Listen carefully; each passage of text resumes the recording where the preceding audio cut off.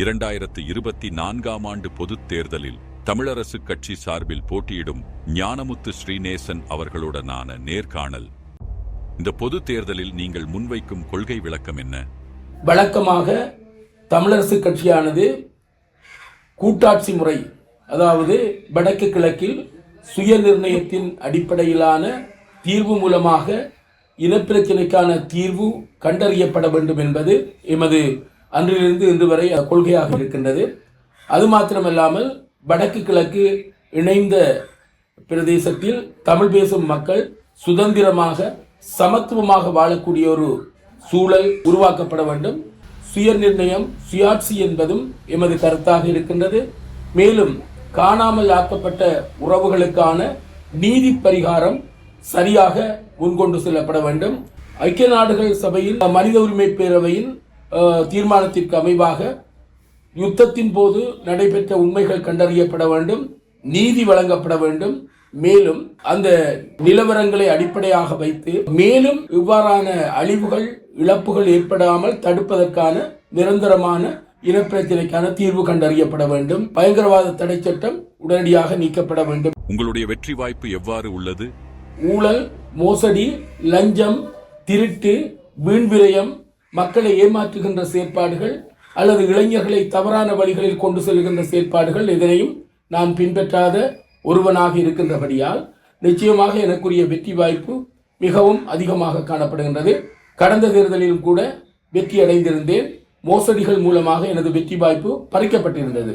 ஆனால் இம்முறை மோசடிகள் நடைபெறுவதற்கான வாய்ப்பு இல்லாமல் இருப்பதனால் வெற்றிக்கான வாய்ப்பு அதிகமாக காணப்படுகின்றது. இந்த பொது தேர்தலில் உங்களை போட்டியிடாமல் செய்ய உங்களுடைய கட்சிக்குள் இருந்தே எதிர்ப்புகள் வந்திருப்பதாக அறிய முடிகிறது. இது தொடர்பில் உங்கள் கருத்து என்ன? சிலர் நினைக்கின்றார்கள் தங்களுக்குள் நாங்கள் அடங்கி போக வேண்டும், கட்டுப்பட வேண்டும் என்று. நியாயமான விடயங்களுக்கு, கொள்கை ரீதியான விடயங்களுக்கு நாங்கள் கட்டுப்படுகின்றோம். சில விடயங்கள் தன்னிச்சையான செயற்பாடுகள் இருக்குமாக இருந்தால் அவற்றை நாங்கள் எதிர்க்கின்றோம். அவ்வாறு தன்னிச்சையான செயற்பாடுகள் இருக்கின்றவர்கள், தன்னிச்சையான செயற்பாடுகளை பின்பற்றுகின்றவர்கள் சில வேளைகளில் நான் ஒரு பெட்டிப்பாம்பாக இருக்க வேண்டும் என்று நினைக்கக்கூடும். அவ்வாறு நான் பெட்டிப்பாம்பாக இருக்காத காரணத்தினால் சிலர் என் மீது ஒரு வெறுப்புணர்வு, காழ்ப்புணர்வு கொண்டிருக்கலாம். மறைமுகமான சூழ்ச்சிகள் எதுவும் இருக்கலாம். ஆனால் அவற்றையெல்லாம் கடந்து இந்த தேர்தலில் வெற்றி பெறுவதற்கு மக்களின் வாக்குப்பலம் என்னிடம் இருக்கின்றது. தமிழரசு கட்சியிலும் வாக்காளர்களை ஈர்ப்பதற்கு இலவசங்கள் வழங்குவதாக ஒரு குற்றச்சாட்டு நிலவுகிறது. அது தொடர்பில் உங்கள் கருத்து என்ன? எமது கட்சியில் இருந்து மதுபானத்தை வழங்குகின்ற செயற்பாடு அல்லது பணத்தை அள்ளி இறைக்கின்ற செயற்பாடு என்பதை மக்கள் விரும்ப மாட்டார்கள். அது ஒரு வகையில் மது லஞ்சமாக அல்லது பண லஞ்சமாக மாறுவதற்குரிய வாய்ப்பு இருக்கின்றது.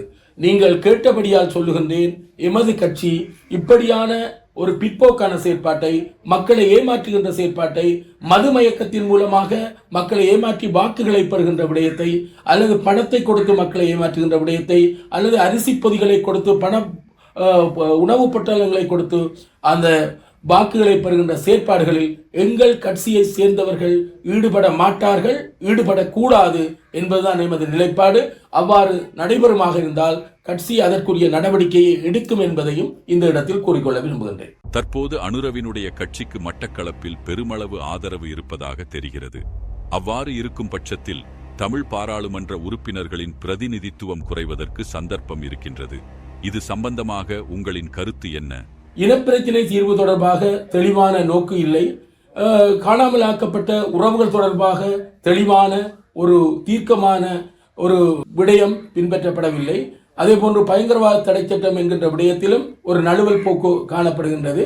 அதேவேளை கைதிகள், அரசியல் கைதிகளின் விடுதலை பற்றிய விடயத்திலும் அவர் கவனம் செலுத்த வேண்டும்.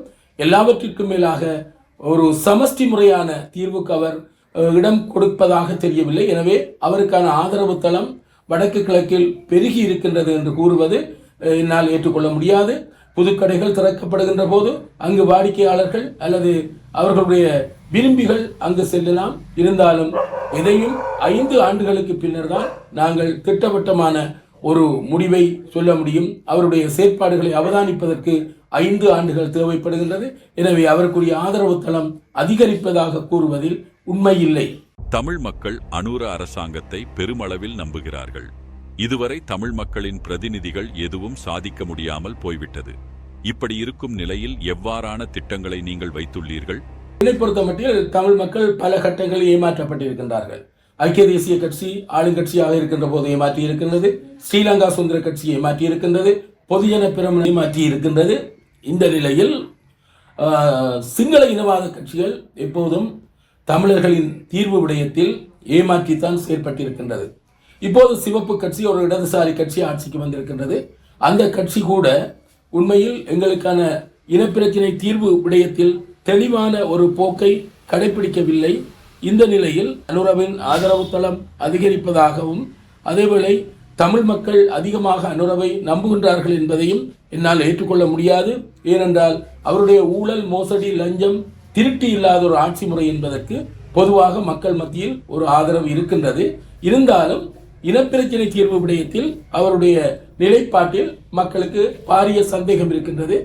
இனப்பிரச்சினை விடயத்தில் ஒழுங்கான தீர்க்கமான தீர்வை அல்லது தமிழ் மக்கள் சமமாக மதிக்கப்படக்கூடிய ஒரு தீர்வை காணக்கூடிய தன்மை இருந்தால்தான் அவர் மீது தமிழ் மக்கள் நம்பிக்கை கொள்வார்கள். இப்போது இளைஞர்கள் மத்தியில் இப்படியான ஒரு செயல்பாடுகள் காணப்படலாம். இருந்தாலும் கூட அவர்களுக்கான தெளிவுபடுத்தலை நாங்கள் செய்து வருகின்றோம். அனுர அரசாங்கத்தை நீங்கள் நம்புகிறீர்களா? அனுர அரசாங்கத்தை நம்புவதாக இருந்தால் இனப்பிரச்சினைக்கான தீர்வு விடயத்தில் அவர் தீர்க்கமான ஒரு தீர்வு திட்டத்தை முன்வைக்க வேண்டும். அது தமிழ் மக்களால் ஏற்றுக்கொள்ளக்கூடியதாக இருக்க வேண்டும். அதே போன்று அந்த தீர்வு திட்டம் வழங்கப்பட்ட அதிகாரத்தை மீளப்பெற முடியாத ஒரு சமஷ்டி முறையான ஆட்சி முறையாக இருக்க வேண்டும். எனவே அப்படியான விடயங்கள், அதே போன்று காணாமலாக்கப்பட்ட உறவுகள் விடயம், அரசியல் கைதிகள் விடயம் மற்றும் சமத்துவமாக தமிழர்களை மதிக்கின்ற செயல்பாடு, இவையெல்லாம் தெளிவாக இருக்கின்ற பட்சத்தில் தான் அனுரவை நம்ப முடியும். இதுவரை அப்படியான செயற்பாடுகள் பாரிய அளவுக்கு வெளிப்படுத்தப்பட்டதாக இல்லை. எனவே 5 ஆண்டு அரசாங்கத்தின் போதுதான் அனுரவின் நிலைப்பாடு எங்களுக்கு புரியும். இருந்தாலும் சமஸ்தியை தருவேன் என்றோ 13 வழங்குவேன் என்றோ கூற முடியாது என்று கூறியிருக்கின்றார். அது மாத்திரமில்லாமல் டில்வின் சில்வா சொல்லியிருக்கின்ற ஒரு விடயம், அதிகார பயிர்வோ அல்லது சமஸ்தியோ இப்போது அவசியம் இல்லை என்ற விடயத்தை சொல்லியிருக்கின்றார். எனவே அனுரவை அல்லது அந்த அரசாங்கத்தை நம்புகின்ற விடயத்தில் எங்களுக்கு பாரிய சிக்கல்கள் இருக்கின்றது. இந்த 5 ஆண்டுகளையும் நாங்கள் எதிர்க்கட்சியிலிருந்து முழுமையாக அவதானித்த பின்னர் தான் நாங்கள் தீர்க்கமான ஒரு முடிவை சொல்ல முடியும். ஒட்டுமொத்தத்தில் அனுரவின் அரசாங்கம் இன்னும் தமிழர்களுக்கான நம்பிக்கையான ஒளிக்கீட்டுகளை ஏற்படுத்தவில்லை. அவர்கள் இனி வரும் காலத்தில் என்ன செய்ய போகின்றார்கள்? இந்த பௌத்த சிங்கள அடிப்படைவாதத்திற்கு கட்டுப்பட்டு அவர்கள் கீறுகின்ற கோடுகளை கடக்காமல் செயற்பட்டால் நிச்சயமாக அனுரவை நம்ப முடியாத ஒரு நிலைமை ஏற்படும். நாங்கள் எதையும் எடுத்தவுடன் பாரிய குற்றச்சாட்டுகளை சொல்லாமல் எதிர்வரும் தேர்தலில் வெற்றி பெற்றதன் பின்னர் அனுர எவ்வாறு நடக்கின்றார், அவருடைய அரசாங்கம் எப்படி நடக்கின்றது என்பதை மையமாக வைத்துக் கொண்டுதான் அவர் மீதான நம்பிக்கை அல்லது நம்பிக்கையினம் உருவாகும்.